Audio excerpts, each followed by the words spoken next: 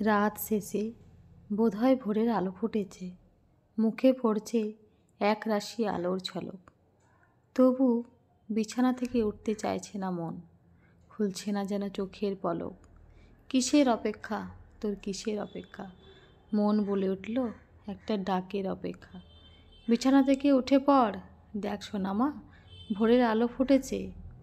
রাতে ঘুমাবি না, আর সকালে বলবি এই তো সবে ঘড়িতে 5টা বেজেছে। আর একদম বিছানায় না, এবার উঠে শুরু কর পড়াশোনা। হঠাৎ বিছানা থেকে উঠে পড়লাম, উঠে মনটা উদাস হয়ে গেল। কোথায় সে ছেলেবেলা হারিয়ে ফেললাম। পরক্ষণে আবার একটু মুচকি হেসে ভাবলাম, কোথায় সে ডাক, যে ডাকটা শুনে আমি উঠলাম।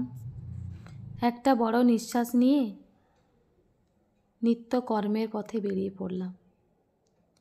কর্মের শেষে বাড়ি ফিরে রাতের খাবার খেয়ে যখন বিছানায় উঠলাম, বিছানায় উঠে তো পড়লাম, কিন্তু চোখে ঘুম নেই। মনকে প্রশ্ন করলাম, এখন কার অপেক্ষা? উত্তর এলো, আরেকটা ডাকের অপেক্ষা।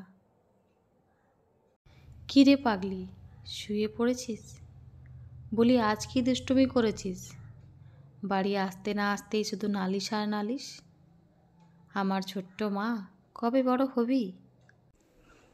পাগলি মা আমার ক্লাস 9 তো হলো, আর তো কয়েকটা বছর, তারপর যে শ্বশুরবাড়ি চলে যাবি। শুনলাম আমার পাগলিটা নাকি খায়নি। ও, আমার সাথে খাবি বুঝি? চল উঠে পড়, আজ আমি তোকে খাইয়ে দিই। মুখটা খুলে যেই হাঁ করলাম, চোখের সামনে সত্যিটা দেখলাম। কোথায় সে ডাক, আর কোথায় সে হাত যে আমাকে খাইয়ে দেবে? ভেবে অনেক উদাস হয়ে গেলাম। আজ এই পাগলি তোমাদের ডাকের অপেক্ষা করে। বলো দেখি, এই দুটো ডাক কার, যাদের নামে এই সংসার চলে? ওই দুটো ডাকের প্রতি আমার প্রণাম। আজ আমি অনেক দূরে থাকি, তাই মনে পড়ে শুধু তোমাদের নাম। যদি এই দুটো ডাক কেউ জেনে থাকো তো অবশ্যই কমেন্ট করে জানাবে। আর আমার কবিতাটা যদি ভালো লাগে তো অবশ্যই আমার চ্যানেলটিকে সাবস্ক্রাইব করবে।